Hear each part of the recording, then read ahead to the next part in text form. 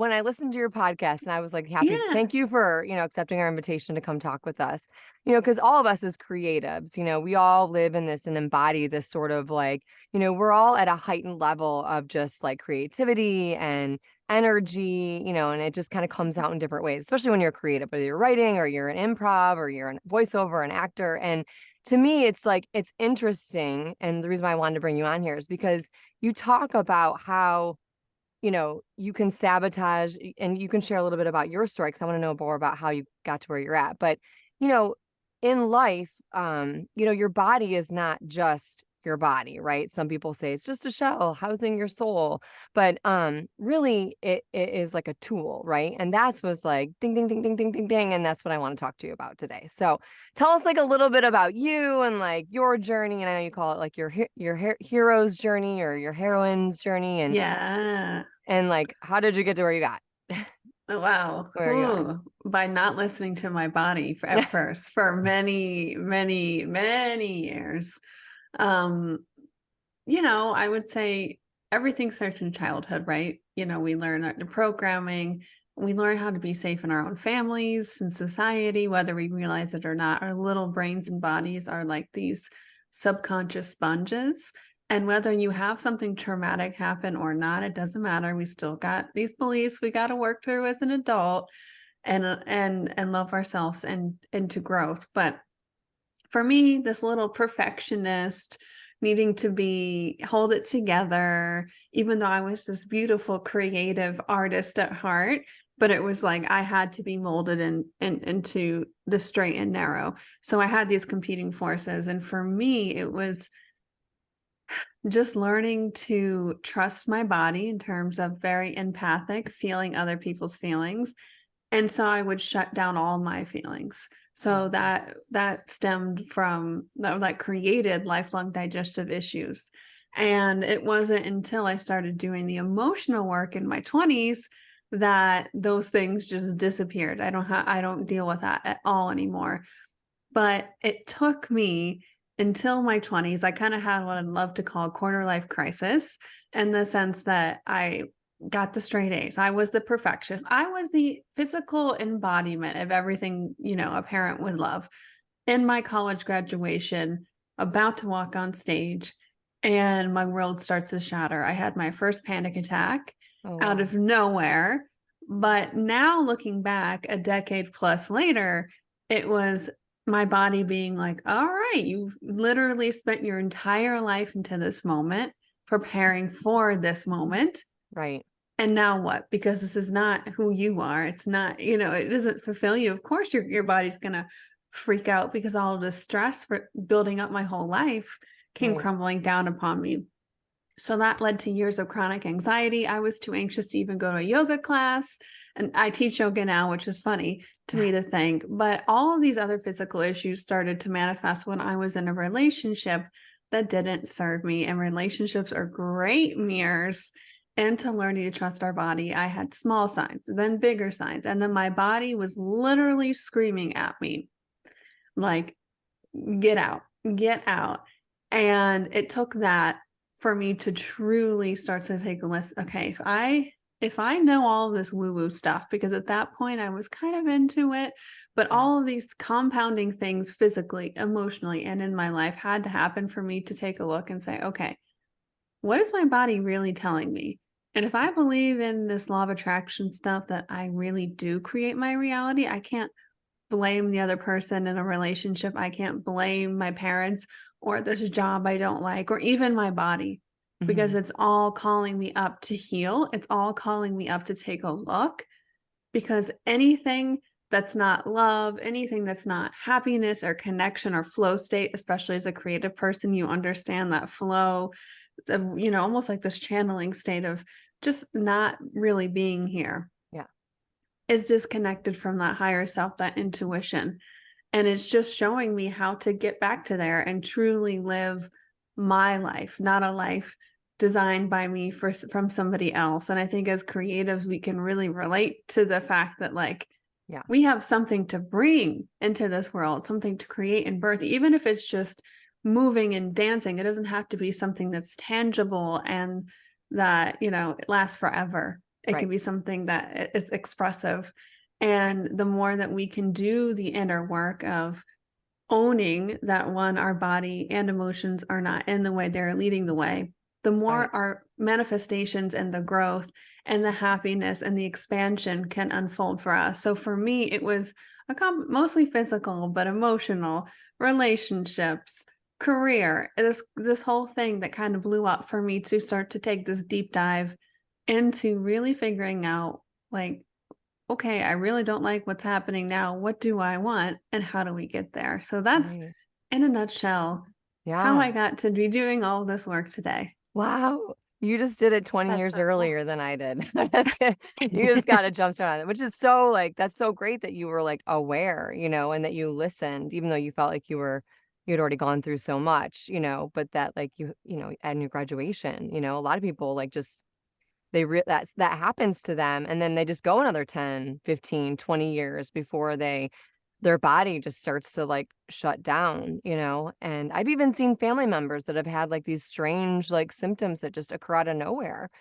And I'm like, that's probably energy you need to like unearth. That's probably a past thing that you need to like figure out, and some people just don't want to deal with it. They're not aware of it. They don't want to deal with it. They just want, hey, give me a pill, make me feel Or better. they don't know how. It's true. Very true. Very true. Or I that they're feel like- capable of. I feel like most people don't know how. Yeah. I think as far as society is concerned, because there isn't like, even outside of the quote unquote woo woo stuff, I think society has normalized, the idea of just persevering and dealing with certain things, and most people aren't equipped to work through certain things. I don't think it's really whether or not they want to, it's that they have no idea where to start in the first place. That's true. And I Yeah. think those moments of contrast, of pain, of agony, that's what kind of is like, enough is enough. When you hit your rock bottom, Yeah. that's when you're like, okay, well, obviously this isn't working. There's got to be more than this. When we start asking those kind of questions, even if we Mhm. don't have the answers, we can open ourselves up to figuring out the next best step. Yeah. Reading a book, listening to a podcast. That's why I started Witchy Wellness Radio almost 6 years ago, is because through my journey and podcasts like your guys's, to just listening to something inspirational like that, not knowing at the time, just raised my emotional state enough Yeah. to feel a little less anxious, to feel maybe hopeful. And when you can start to build that momentum, then you start resonating with things that might help you. And when you're ready, the teachers will come, basically. Yeah. It's so interesting. Something that really resonated with me is you shared that you were having like digestive issues and anxiety, and it was plaguing you, and then you were having skin issues, and people just think, oh, I'm going to go to the dermatologist, I'm going to go to the gastro doctor, I'm going to go to my ENT, or I'm going to go to my regular doctor, and I'm going to take all this medicine. And I kind of can identify with that because like early in my 20s and 30s, like I would have gastro issues, and I had some anxiety, and it got to the point where I was like, I didn't want to leave the house to go to the grocery store without having like a stomach ache about it. And it was like, this is ridiculous. So I tried medication and, and then, but anyways, fast forward to where I'm at now. Like I don't have a lot of gastro issues anymore. I don't have anxiety. And I finally figured out, I moved from Michigan to Florida. And so my state of happiness is like 100%, I'm actually following, I feel like, on my life path. I'm doing the things that I enjoy and want to do. Not that I wasn't doing them before, but like I feel more in tune and more aligned. And then also too, like I've disconnected from negative relationships that didn't serve me, and taking all these steps. And then it just allows more space in your life for you to welcome other things into your life that's more positive, and you attract more positive stuff too, right? But it's amazing because someone's like, oh, you don't have any anxiety anymore. I'm like, well, every once in a while, I have a little bit here. It bleeds in. Like I'm not like some superwoman, but like it's amazing how if you make these tiny little changes, that how your body reacts, yeah. And so it was just like, you know what I'm saying? Like, I don't know about you guys. Yeah. So yeah. And I will say, like, it's never gonna be gone. Like No. this week, it's like, I think when things like that resurface, it's an invitation for you to start to thank your body and thank yourself for pushing yourself to grow even more. Like I don't interesting. believe there's one level where we're like, I'm done. I'm like in this reincarnation, like I've mastered there's always going to be something new. There's always going to be something new to master, and like contrast or those negative emotions are going to come up because when we're able to look at those moments in our lives, like the anxiety or those gastrointestinal issues you were having, those are our teachers. Without those, would you have moved to Florida? Would you have started maybe this podcast? Would you have done the things and learned the things and pushed yourself without those quote unquote bad things that happened to you? For me, I know 100% sure. No way. Like there's when sometimes humans, I would say, if not all the time, more so will be forced into change more successfully than choosing that change. And once you kind of start to realize that, then that's when you can start to invite yourself to be like, well, this thing called change isn't so bad after all. Maybe I can go after my dreams. Maybe I can push myself. Maybe I'm actually more powerful than I think I am. Right. Yeah, exactly. So how do you, I was thinking about this too, because it's like, I've had a couple different experiences where I think people can relate to this, where it was like, I was working in a property management company, freelance, a friend of mine worked there. It was in between jobs. I had left, radio left me. I was having a crisis, like, what am I going to do with my life? And this was like a little bit after COVID happened or whatever, right? So everyone was having like a collective like crisis, probably panic mode. And so everyone was feeling things big. But I remember her saying, well, we're going to hire you full time. And I immediately was like, my body, it was almost like I describe it like taking a positive battery and a negative battery. It was an immediate, like, no, like a resistant, And I feel like a lot of people have those moments in their lives. I mean, it's not just walking down the street. Do I go right? Do I go left? I mean, that factors into my life lots of times. But, like there's different moments in your life where you come across these situations and some people are aware of it, but like Lloyd said, most people are not aware of it. But I feel like it's real. And I listened to myself and I didn't take that job because my husband was like, you are not built for that job. You need to stick with what you're already doing. Turns out, lesson learned, and sometimes you never get these answers. My girlfriend, months later, is working from home again, not because of COVID, because the whole office was filled with black mold. Whole office. And I remember going, gosh, that's really weird, because I'd walk in feeling fine. And then a couple hours into my work day, I would be like, eyes are feeling weird. You know what I'm saying? Like I was being affected, but I was not listening to my body. My body was signaling to me, there is something in your environment that I don't like, and you're not listening to me. And I didn't figure it out until later. But yeah. So I just thought that was an interesting share. Go ahead, Lloyd. What were you gonna say? So here's my question.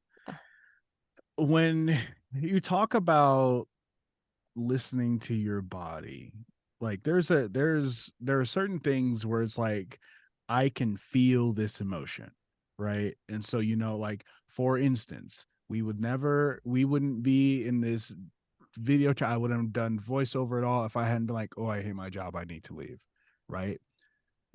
Before we started recording, you and I were talking about, one thing right now that I constantly am thinking is, my job is my biggest obstacle towards, the things that I want to do. And I've been thinking about that since we started this call, right? Yeah. And so I know that, like, for this one thing, physically, I can feel the stress in the sense that, like, I feel like my jaw is tighter. There's like a little bit of like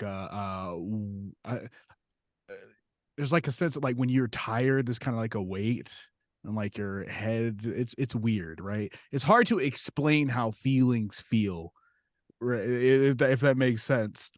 So I guess my question is, like, when you had that moment where you were, like you described, like the battery, right?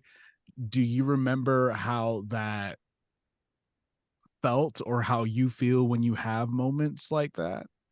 Yeah. And I bet you Loren can probably help us guide and navigate us through it. But it was, the way I described it was, like you said, like the positive and negative battery, but it was like literally like, it just felt like resistance. Like my whole body was like, when I thought about that job and taking the job, everything lined up on paper, right? And we've all seen this. We've all had this experience. And lined up on paper, it made total sense. Like, and it was better, and then, but like my whole body was like, no, like it was just like a resistance. And like the only way I can describe that feeling is taking a negative battery and a positive battery and putting it together, and that resistance, Mm-hmm. Yeah. And it was like so like in my face that it was hard to, not actually like listen to it, and then I had my husband who sort of like that support system back me up, and he was like, it would be really good if you took that job, but I know that you shouldn't. You know what I'm saying? So I don't know, Mm-hmm. Loren, what do you think about that? Like, how do we navigate this? Like, how Yeah. do we decipher like what's real and what's not, or like how do we listen to our bodies and like help Lloyd understand, help us understand. I would say it's a lifelong process, and it's different for every person. Mm-hmm. It's about, like you were saying, Lloyd, it's hard to explain like how emotions actually feel. Right. And for me, it's something everybody could do listening to this is, after this episode or maybe tonight, think about every time you actually listen to your intuition, or maybe you had an intuitive gut feeling and didn't listen to it. And when we can start to realize that, and we can start to build the trust, like every time I did listen to it, like Jocelyn was saying, short term, long term, everything ended up working out for the better, something I didn't know, but it was a gut feeling is different for every single person. Mm-hmm. For me, it does feel restrictive versus expansive. Like I like to test this out when I go for walks. I'll go around our neighborhood, and like I won't be thinking about where I want to go. I'll just feel it. I'll just kind of say, okay, right or left. And for me, it's very like heart centered. And I can sometimes feel my heart. It feels just like, okay, my lungs feel a little bit bigger. That's how I would describe it in my body. And the restrictive feeling in my body is either I don't feel anything, or it feels like my lungs just got smaller. And each person's going to be different. Some people are like gut people, you feel it in the pit of your stomach. Everybody's different. But for me, the biggest thing I would say, Lloyd, to what you were describing is your body obviously is in stress. Mm-hmm. You don't like this job. This job isn't what you want to be doing. So does my And boss. so does your boss. Okay, well, Yeah, there's a little bit into what we were talking about earlier. that is a blessing. I can be Yes. fully transparent with my boss, so I'll give that. Oh, for my beautiful. job. And the difference between the intuition here and maybe the fear, or that subconscious like childhood programming, is when you leave a job, when you leave a relationship, any big or small change in your life, you're going to want to do that out of your own power, out of your own sovereignty, out of your heart space, whatever you say, the wording that connects to your intuition, not out of the fear. You don't want to leave something because you're so angry at your partner. You want to be able to get to a place that okay, this is the best choice for me, not like an F you kind of moment, because that's when you've already kind of done the emotional work, the internal work, because you don't want to just say F you to a job, the partner, whoever, and then ignore everything that came up that manifested that situation for you to begin with, and then 3 months later manifest the same person in a different body, the same situation.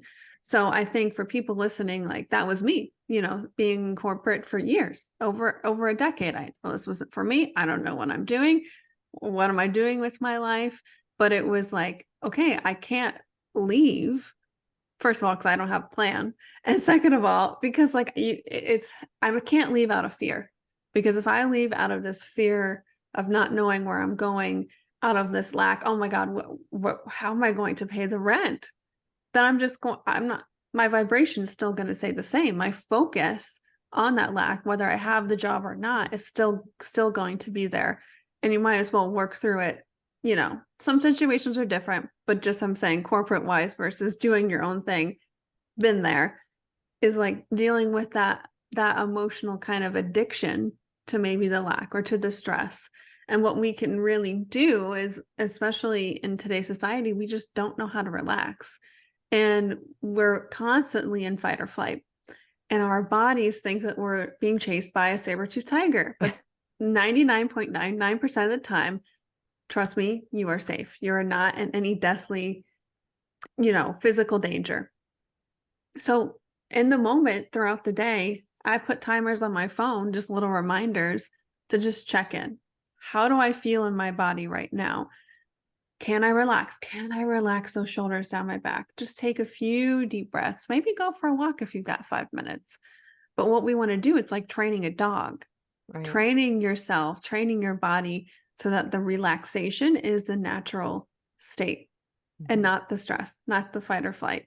It's not like we don't want to be holding on to the traffic from this morning. We don't want to be holding on to that angry co-working email. When we can be relaxed, when we can be present, that's when we can actually tune into our intuition and understand, like Jocelyn was saying, that the opposite sides, the polarities of those batteries coming together. Because if we're fight or flight, that's complete survival mode. All of our other senses and reproductive and all these other functions in our bodies shut down, including the intuition, because we're just trying to make sure that we're not going to get eaten by that saber-toothed tiger. Right. So a really easy way for people listening is just throughout the day, just tune in and like, especially even if you're like in the creative process, like if you find yourself being stressed by a deadline or writer's block or whatever, same thing. You're not being present. You're not in your body. So how can I, because it's going to be different for every single person, train myself to relax in the moment? Yeah. And connect.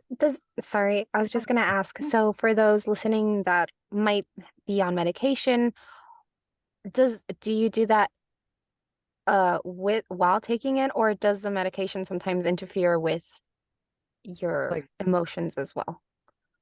And your intuition?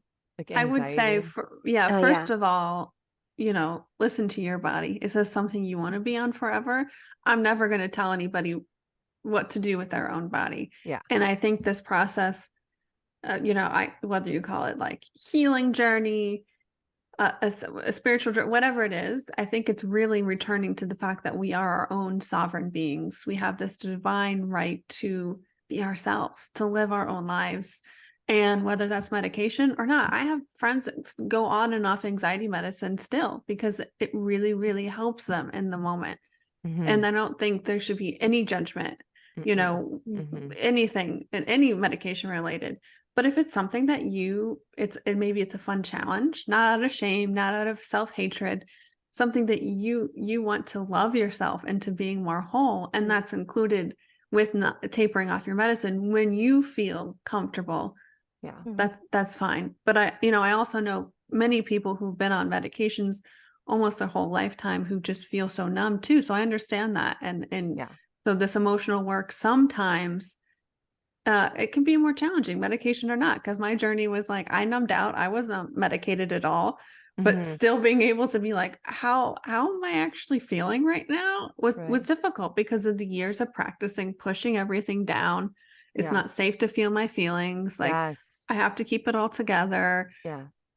Those are those subconscious beliefs, created as a little child that we now as adults can get to reparent and love. And we get to choose who we want to be. And when we can start to integrate that stuff, then we can choose, is this medication something I want to keep on or not? But from a place of love, not from a place of judgment. I think that's the biggest thing. Well, I think one thing, and this is just like an experience I had recently that kind of colors this, but I think the other thing is like people, even if people are experiencing emotions because of how difficult it is to describe how emotions feel or just the thoughts, the thought processes, it's hard to be like, okay, I can assign this to me feeling this way, right? So like I have severe ADHD.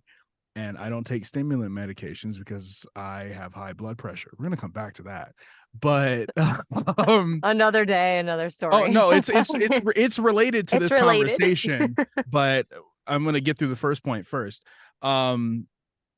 one thing that's always bugged me about not taking stimulant medications is that I will get, because I have anxiety as well, so I'll get medicine that is for anxiety, not specifically ADHD, because they can't give me stimulants, and like maybe this will help. And sometimes they're, medicines treat both, but Yeah. and so, it would be a question of like, hey, how's this medicine helping you? How do you feel? Blah, blah, blah. And I'm just like, I don't know. I'm I'm too busy to be thinking about how this makes me feel. Like I'm always doing something. I don't have that stability, right? And so a couple of weeks ago, I was talking to a friend because her roommate had just taken Adderall for the first time. Hmm. And this is something I hear time and time again. He like went into his room and cried because he felt like it was Aw. the first time that like he didn't have his brain going a million miles a minute.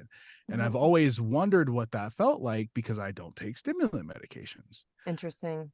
That same week, I went to see the Jonas Brothers in concert, and I'm sitting there during the middle of the concert, and I have this moment where I'm listening to a song and I'm thinking about a conversation I have with somebody, and I'm listening to the song, I'm looking at Joe, I'm thinking about this conversation, and I'm sitting there and I'm like, oh, this is the opposite of that moment where there's the quiet.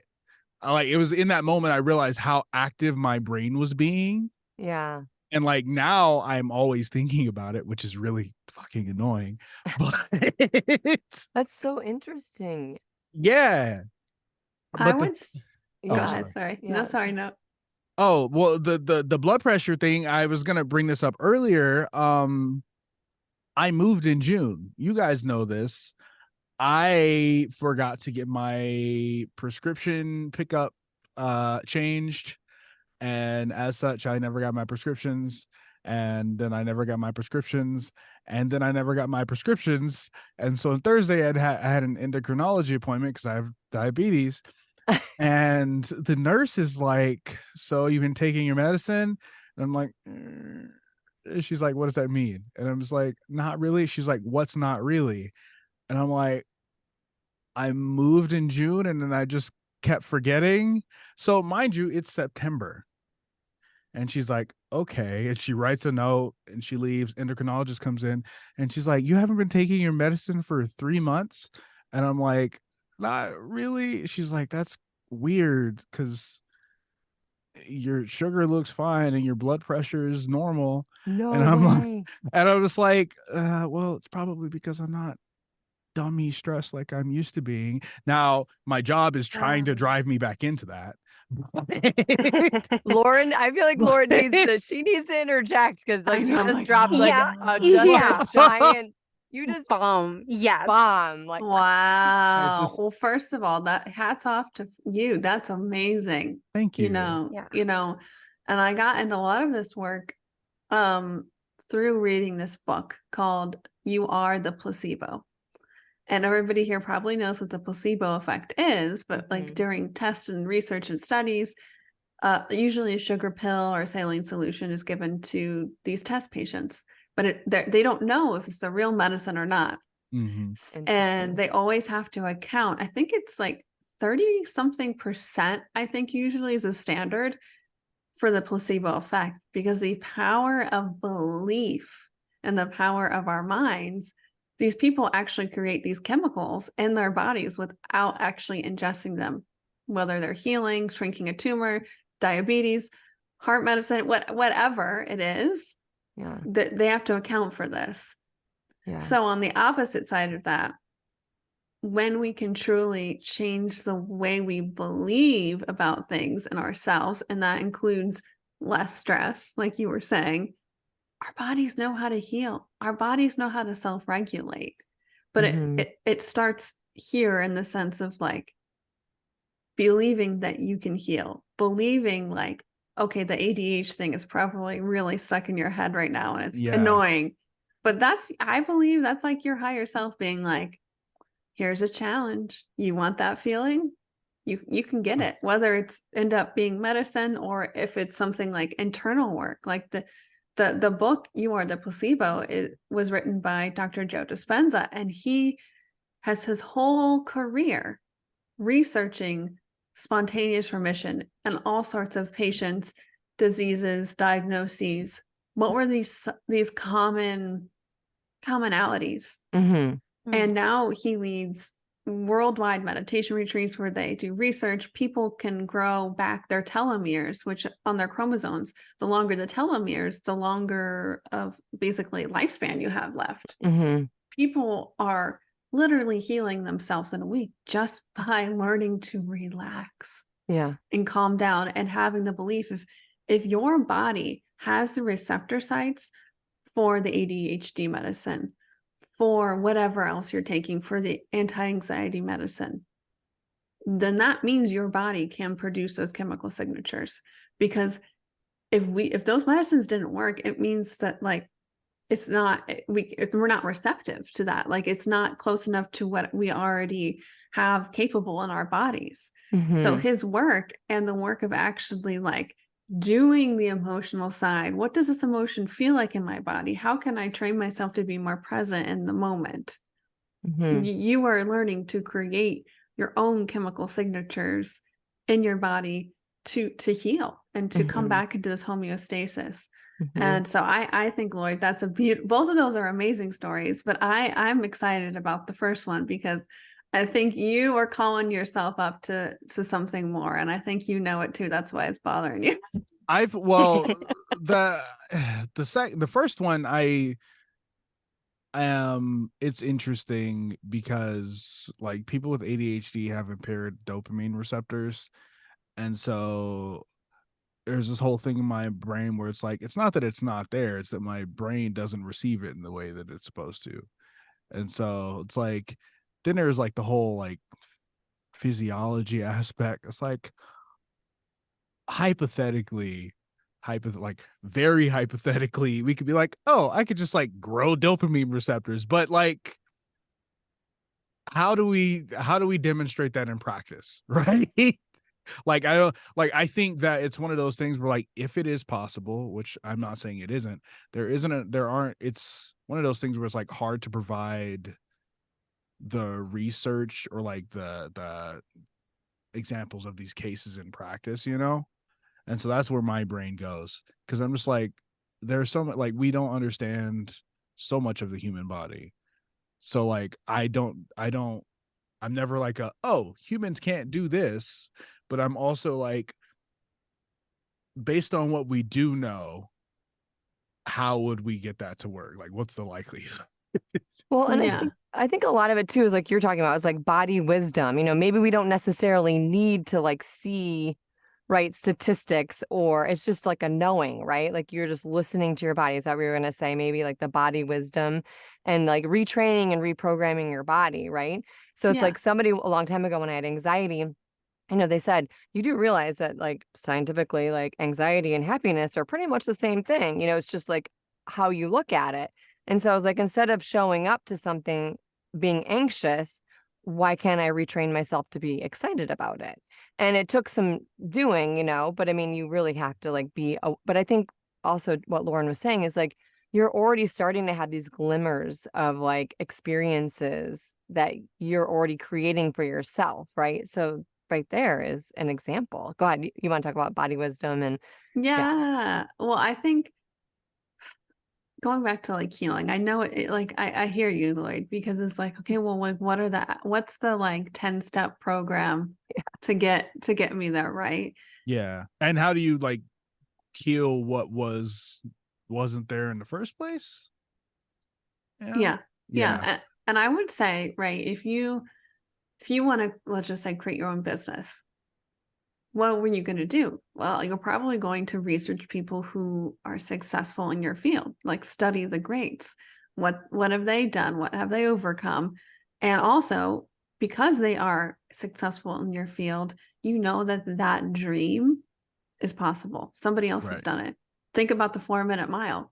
No one thought it was possible. And then after whoever, I forget who did it, but whoever got the 4-minute mile after that, it was like boom, boom, boom, boom, boom, boom. Yeah. So that is the power of belief. Knowing if somebody else has done something, whether it's healing, manifested the love of their life, created a business that they love. If someone else can do it, why not you? Because you're not so not special enough for it not to be accessible to you. Study what those people have done, YouTube it, figure it out, what's worked for them. And that's where your own internal guidance system and the body wisdom, if it is something that, you know, you want to heal or change in your life, like go for it. If that desire is in your head, whatever it is, it's there meant for you. Whether if you think if your body, there's just nothing physically there to do that, then there won't be. And you know, like, so it's like, okay, expanding your own mind of like really what's possible. Have other people actually healed ADHD naturally, or whatever it is, or created this business selling a specific kind of candles, or whatever you want to do. Like then you know it's possible. And I think if there's this desire or this inner like yearning or like this itchy feeling like, oh, I got to go do something, then it's meant for you, that it is here. And it's really not about the healing. It's really not about the end result or the manifestation. It's who you literally have to become along the way to get there. That is the point of the journey. Like, oh yeah, I want the $1 million business. Okay, well, from where I am now to that $1 million business, like I'm going to have to do things a lot differently than where I was, you know, mid panic attack at my corporate job. Right. Like I'm going to have to take a look at myself, study the greats, do the internal work, show up and take massive action. I think in anything in life, especially manifestation, people think, well, I just can think happy thoughts and everything will change. No, you have to. The aligned action aspect is like you have to take massive action, but from a place of, you know, that intuition, that body wisdom, not out of a place of fear, because that's just going to keep recreating it. So I know that was a little bit tangential, but if you have the desire, it is possible. It is meant for you, whatever it is. Aligned action. Right there. That's like you zeroed in on it, bullseye, you know. You just put the dart right in the middle. Like aligned action, that's what it is. Like that's what I connected with too in some of like the threads of your podcast, where it's like you said, you can't just think happy thoughts. Like you have to do the work, whatever work that it is for you personally that you need to do, whether, you know, and we've kind of touched on all the different ways you can do that. So what like how do we get to the root cause, right? I mean, I know you've talked about aligned action and you've talked about listening to your body and stuff like that, but like I know there's not a 10-step program, but you know, I mean, like some of us are not aware, and then some people are aware and they ignore, and then some people are aware and they understand, but they're just kind of like Lloyd is like, I am aware that I do not like my job. I am aware that my body is telling me I do not need to be here. I need to do something different. Like, you know, it's like, how do we get over that hurdle? You know, like, you know, sorry. Yeah, piggyback off. I'm good. Piggyback off of that. Well, when we're kids, we have trauma and we're going through everything. And, you know, as we grow up, we start suppressing those feelings or building our walls. What would you say, or what question should we ask ourselves? Like if we were to think back to that first memory, like what's something important, or what do you recommend that we could ask ourselves that could kind of trigger us to go back to that like specific moment where we felt that feeling of anxiety, or how do we dig it out, you know, like how do you dig it out? How do you unearth it, you know, to like examine it and like work through it, you know, and like let it go? What would we have to ask ourselves? And I think you kind of answered what you asked the question, but I was going to answer is, you know, first I talked about a lot about relaxing, and the reason why is that starts to train ourselves to become aware when we're not relaxed and we're not present. And so when we're not relaxed and present, what's actually happening? Like, what are those emotions? And then when we get to that point, we can actually start to identify, okay, what are these emotions? Maybe how do they feel? Where are they located in my body? maybe even like, what are those thoughts that I'm thinking when these emotions come up? Maybe I can't put a name to how I'm feeling yet, but what are those beliefs? What are those thoughts? So we start to just get to know ourselves really more and more and more. And then like I have everybody do, and I do this too when I'm really going through something. At night before you go to bed, if you have this enough emotional awareness, you can probably do this. Just going throughout your day, thinking about what happened. What big emotions kind of call out to you throughout the day? Is it frustration? Is it anxiety, happiness, playfulness? Whatever the emotions are, takes maybe 2 minutes. Write down a handful of emotions. Do that for at least a week or two. A month would be great. And then you're going to actually see on a day-to-day basis, you're going to see clear themes of emotions that you are literally addicted to. And then you'll say, wow, I'm really addicted to being frustrated. Oh my God. Like, doesn't matter what situation, doesn't matter who I'm with. I'm feeling frustration every day. So, okay, let me take a look at that. Okay. Maybe get into however you feel aligned, meditation, yoga, whatever. Take some time for yourself at that point. Connect to yourself, inner child work here. Ask yourself, when was the first time I remember feeling frustrated? For most of us in this lifetime as a child. Some people might, that's another discussion, but it doesn't matter if it happened this lifetime or not. Yeah. And going back to that memory, okay, walk yourself through what was kind of going on. And honestly, like looking at it from yourself now as the adult, like, what would you have changed differently? What would you have to say to your inner child back then?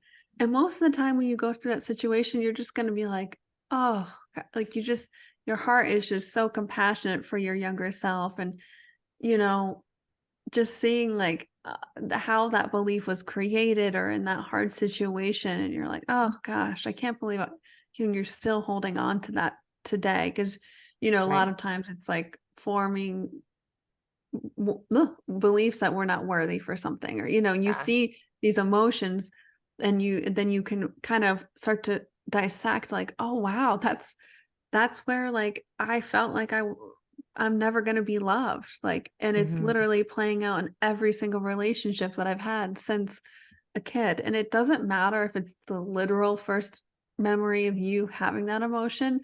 It's just really kind of reconnecting to that part of you, because you get to see that innocence of how those beliefs were kind of formed. And now taking a look and seeing how, if you have that subconscious belief, it just basically means that it's just playing along in the background. Like, we only use a very small percentage of our conscious mind. A lot of it is just things like, I know not to walk out in the middle of a highway. Like those kind of like things that just subconsciously we know.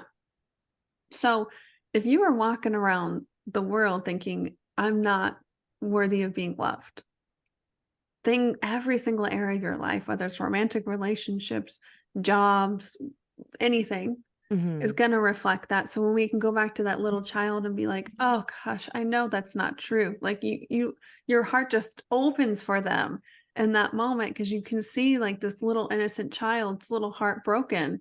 But when you go back to yourself, like, wow, okay, that's where that came from. And it's this beautiful like reconciliation or forgiveness, maybe of the other person, but mostly for yourself, honestly, for really, for holding on to that you don't need to hold on to. So for me, tying the emotional work, what are those things that we're really replaying every day in our lives? What are those first memories as a kid? And start to become that scientist, from this place of non-judgment and more so love. And what would you have to say to her or him today? Like, and just kind of look at your life now, like, how would, if I've been believing that, how has that really affected my day to day? And most importantly, what's the opposite side of that stick? Like, how do you want to feel? And start to, after doing the inner work, generate, like, people say like, have a gratitude journal. But what I like, let's get more specific than that, because sometimes that's kind of hard. Like, okay, I love this glass of water. Great, beautiful.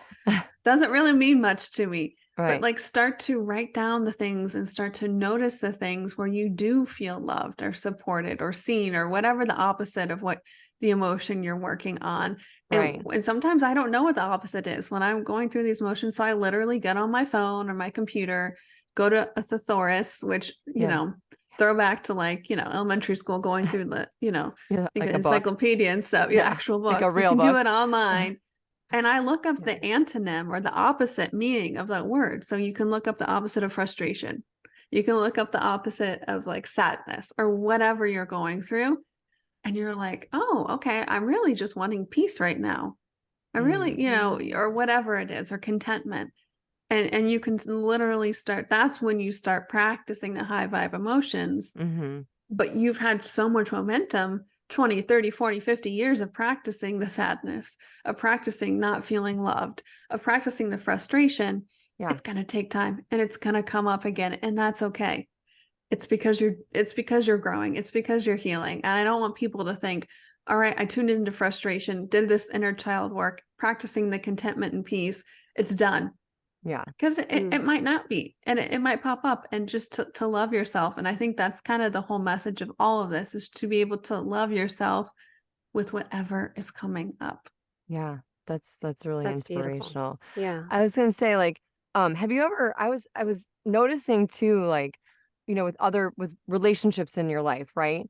And there are people that come in and out of your life, but there's also like family that, like, you know, don't really go anywhere and they just kind of stick around. And, you know, and then like, it's like, sometimes you have these like weird experiences where, how do I want to explain it? Like, I'm going to explain it where it's like somebody calls you and it's like you get a pit in your stomach, right? Or your heart starts racing, or everything's fine and then things kind of go sideways in your conversation, and then you end up in like the same spin cycle, right? It's like rinse repeat with this person. And you're like, how do I break this like old narrative? How do I break this rinse repeat cycle of like relationship with this person? And I realized recently that like every time that person would come, I would feel it right here in my gut, you know? I forgot what chakra that is, but it's like, what is that? What's that area? Like, is that your sacral?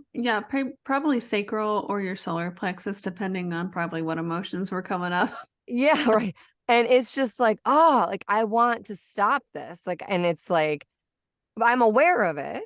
I understand the connection, but it's like, how do I dig it out and how do I get rid of it? And then one day I just did this like mental thing where I like literally envisioned myself, like literally like digging out, like as if I was like digging out something, and like literally just like I was envisioning like just pulling out and snipped like a cord.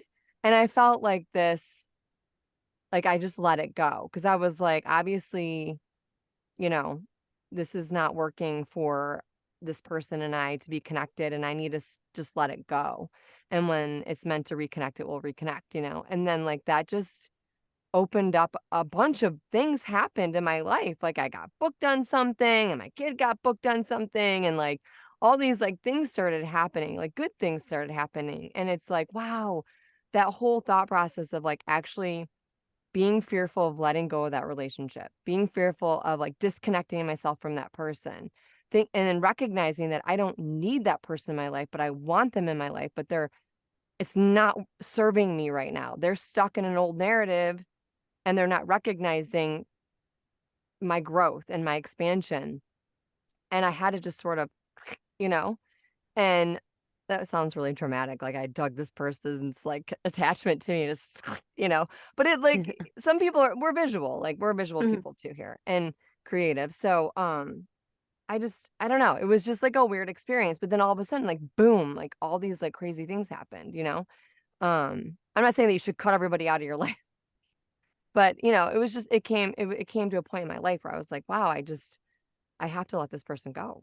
Like it's not, you know, and not everybody gets those answers. Like you said, there's still work to be done and it's not, you know, but it really is a real thing. You know what I'm saying? If you really do let go of the fear and come from love, right? And non-judgment, those answers, Lloyd, are already there.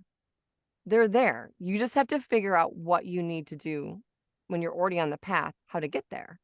you know? And so, yeah. What do you think about that, Loren? I'm curious. My first thought was like, you know, if you're an alcoholic and, you know, you're going through your own sobriety journey, you're not going to go straight back into a bar right away. Like the temptation in that environment, like it's a habit. You're used to going to a bar or wherever you used to drink. Right. And drinking. Mm-hmm. So I'm sure eventually you can get to a point to drink a mocktail or water or whatever. But at first, that momentum is so strong, you're going to probably want to cut it off completely. Yeah. Right. Especially when I'm talking about family members or relationships, you know, that I've had the experience too, where you're just like, I just kind of, you know, you kind of cut some people off, whether it's long-term, short-term. But, you know, you might think you've been on a healing journey. You might feel like a spiritual person, but spend a day with your family and let me know how that goes. Like, you know what I mean? Like, yes. Like, because all I'm of those in the things fetal position. Yeah. Everything comes back up and you're back to square one, and that will humble you very, very quickly. So sometimes it is with family. It's like, listen, I get that feeling in my stomach. I just go back to where I was, and it's like, I need more time to kind of do me and put me first, like be selfish, because a lot of people think, you know, moms specifically, you got to put the kids first, or like business owners or even healers. Everybody else. But in order to really change this world, we need to be so selfish enough to put ourselves first, because when we can put ourselves first, yes, the cheesy saying is like, fill your cup up first, whatever, blah, blah, blah, blah, blah, fill that in. Yeah. But we can approach the world as our true selves, connected ourselves. If we're constantly in fight or flight and rushing around or drained, we're just going to go back into those patterns and keep repeating them and keep repeating them. But if we can put ourselves first, listen to like, okay, maybe I need to take a break from this relationship. Maybe it's waking up 15 minutes earlier and taking time just for me before the family gets up and like the craziness ensues. Yeah. Whatever that is for you, do it, because that's where everything's going to change. And with relationships, specifically family, doesn't matter how long. Even with me, I have to, I especially with me, I have to watch myself, because it's like, I go back to being the little kid or like the teenager, you know, God, why would you say that, Mom? Like that you're so controlling, you know, like it's, oh my God. And then you're so frustrated with yourself. You're like, what am I doing? You know, I get it. And it's part of the healing process. And it's, you know, whether you continue the relationship with people or not is totally up to you. But when you get on this journey, you start to realize, certain relationships maybe aren't the healthiest, and they're calling you up to some part of you that maybe you haven't seen. Like relationships are such beautiful mirrors, you know, intimate relationships, living with somebody, a partner, family. Those things that come up are here to show you where the work begins, or maybe where you haven't seen those blind spots. Yeah. Oh, that's an interesting point. Yeah. I've been recently, I have kids, just really quickly. I have 3 kids, and it's like funny because I'm going through this healing journey and I've been working on myself, and it was stemmed from going through some things with my youngest son. Right. But I was already kind of aware of it, but I just kind of like pushed it down as I was growing up because of like how I was raised. I was raised in like a low vibration. I realize that now. But like, it's funny because like I'll get triggered. And like you said, you have to like listen to your body. And when you have these moments, like it's a learning point. And now I'm aware of it. And so then I'll stop myself and I'll be like, look at my kid. I am really triggered right now. And I am like having a moment right now. And I know where this is coming from. And I'm really sorry, you know. And then I try to like talk through it. And and it's interesting because something that's been coming up recently is I wanted to make sure that I stayed quiet, stayed small, didn't make a ruckus, didn't make any waves, you know. And as I've gotten older, I've gotten louder and louder and louder. I mean, you guys can't get me to shut up, but I'm like, you know, and it's like I have this issue where something gets triggered where, you know, with my husband, and I'm like, you're not listening to me. You're hearing me, but you're not listening to me. And then I'm like, oh my, and then I'm getting madder and madder and madder and madder and madder. And then, but now I'm aware, and then I can stop myself, and I'm like, oh shit, I'm getting triggered. You know, where is this coming from? I know exactly where this is coming from, past trauma, childhood stuff that, and so like, but most people aren't aware of that, but I'm like working on it and I like apologize and stuff. But it's interesting when you talked about childhood and past trauma, like there's all different kinds of trauma. And it's interesting how it manifests in your body at different moments in your life. And working on those things can help open up and not, obviously going to the doctor to make sure that everything's okay is essential, right? But like if everything's good, like working on yourself from the inside out is really beneficial. Like it opens things up. I don't know why I'm telling you guys this, but I was like, I felt really bad because I was like, lost my mind. I'm like, I was losing my mind with my husband. And then I was like, oh my God, I'm triggered. It's like, you guys ever had this moment? And that's a huge win. That's growth. Yeah. Is being able in the moment, with your husband, especially with your children, to be able to show them how to model like how it is to be human and have emotions. Like we're not going to be perfect. Yeah. But it's in the process of owning, oh wow, I'm being really triggered right now. Yeah. This is how I'm feeling. And to show them that it's okay to have those emotions. It's okay to own up. Like, I have adult temper tantrums. Like, like ask my partner, he will be like, yeah. But it's the owning that. That's where the healing happens. Yeah. Like it's the in the moment, not having the awareness that we're going to keep repeating it. And that's okay too, if that's what you want to do. But I want to tell people and remind myself too, when those triggers happen, it's not a bad thing that you're still reacting. You're like, oh wow, I am triggered right now. Okay. Even though I still feel angry and really mad and I feel like I'm that kid again. Let's share. Let's talk it out, or maybe take a break from this conversation and come back later. Like that awareness, that is the healing. That is the healing. So I think that's why you probably felt like you wanted to say it, because yourself's like, yeah, you're doing great. You need to acknowledge Good job, it. Come on. Good job, you. So maybe as we're winding down, because I don't want to take up your whole night, like maybe if you had like a couple tips, like just a couple tips, maybe one tip that you want to leave us with, and then I'm sure, I think I stole Gabby's question, but like one tip for all of us to like walk away with, right? Is that did I say that right, Gabby? Go ahead. You can piggyback off of that.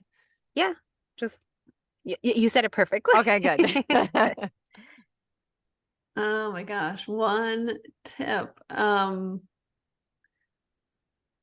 would go back to, if you can just every night write down those emotions and just start to build, even if you don't know how you're feeling, that's going to start to train your brain to start to think differently, to become more aware, because it's all about the awareness, like, and starting to allow yourself to feel those feelings. That's really where the momentum starts to grow. If you don't really know what's happening, or maybe you just don't like where you're at, that's a great place to start. And the next step is like just becoming aware of like, what are those emotions I'm actually feeling every day? And then you can shift into that, how do I want to feel? Lloyd. Okay. So anyways, moving on. That was for you right there, Lloyd. You're right there. How do you want to feel, and how do you shift into that? Like I don't have to go to my job. That was really great, Loren. I'm sorry, I didn't mean to like make fun. I have one little fun thing for us to do, and I'm gonna pull a card out, and that was the same one from last week. That's not fair. Just one little card, and it's just like a random thing. So, this is a good one. What can you never get enough of?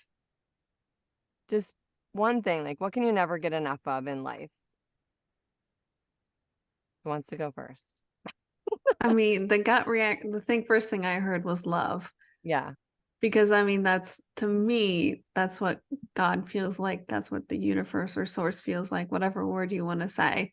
And that's who we really are. I think to realize that from a place of wholeness, and not out of I need love, I'm not enough, but from like, and actually being the love, which I know is so woo woo. No, I love it. That's perfect. No, that's perfect because you don't. Yeah, Lloyd.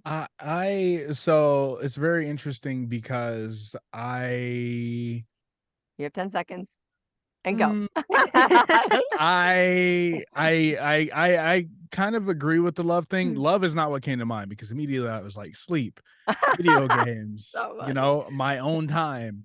But I will say that's that love for you. Yeah, the thing is, I'm an introvert, but I recently have just spent so much time around people and like developing relationships. So last night, a bunch of people who do improv were like, "Hey, who wants to do a movie night?" And I was not really trying to do a movie night, but I was like, "Okay, you know what?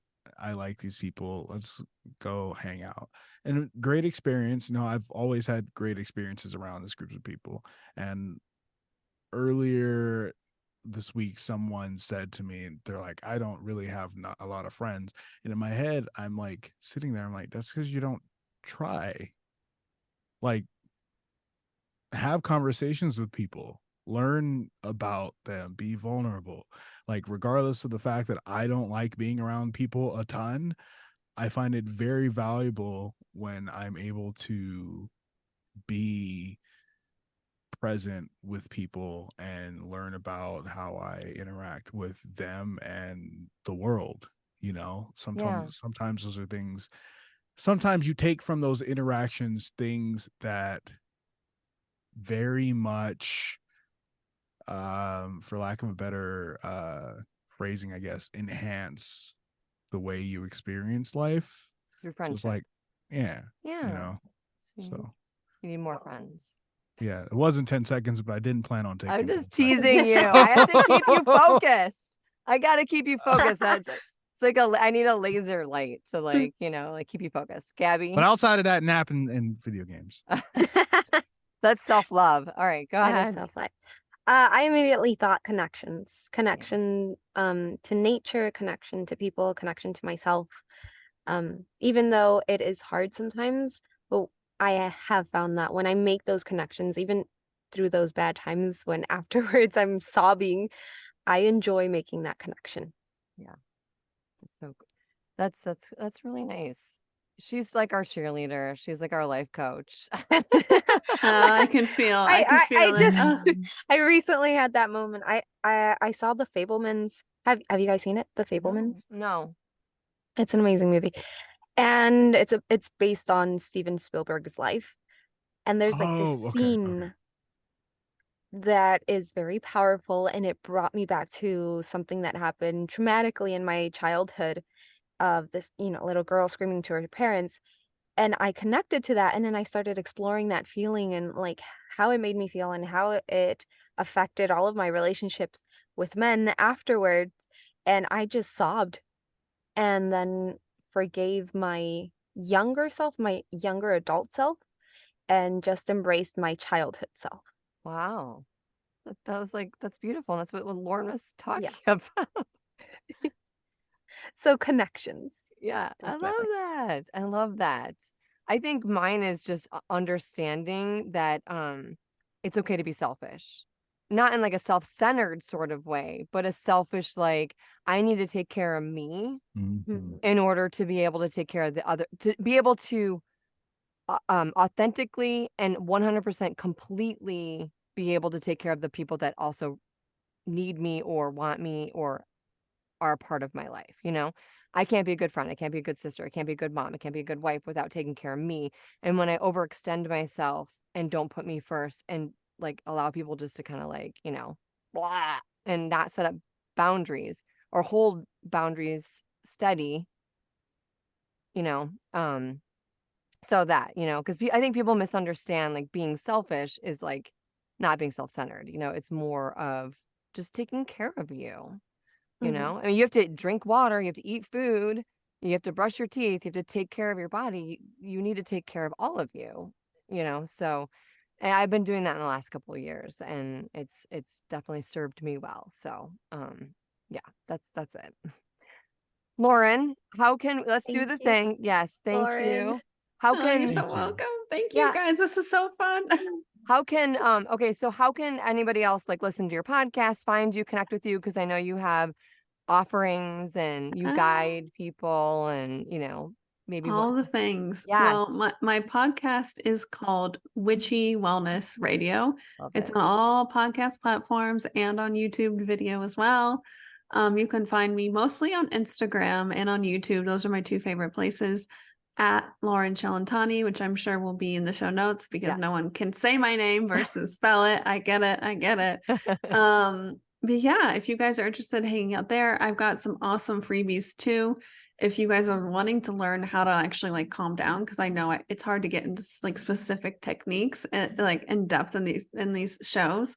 I've got tons of free offers. One that came to mind is the Get Calm and Gain Clarity ebook, where I actually walk you through a breathing exercise that you can do wherever you are. Doesn't matter if you're in the middle of like a social setting or in your car, to help bring you back into the present moment, balance both hemispheres in your brain so that you can be calm enough to actually listen to the intuition, to hear the next step, to gain that clarity and that confidence to really step into who you are. So yeah, we'll put that in the show notes too. Yeah. And then I also have my group mastermind program. Is called the Sovereign Mastermind, where I help lead women to learn to own their own power, just like we talked about today, and really rule their own reality. And I go back to this word sovereign and sovereignty so much because it's the divine right, like the God-given right to rule. And we think of monarchs and kings and queens of antiquity. But what I like to do is embody that. Every single human person is a sovereign being, meaning they get to create a life that they want. Yeah. And that's where this inner work comes in. Yes, it's a manifestation kind of course, but we actually go in depth into every single thing we talked about here. Why and the how, the different techniques, the meditations, how to actually release those emotions and get to that inner child spot. And so many of the women I work with, whether it's creative, business, whatever, we know that we're here to give back in some sort of way.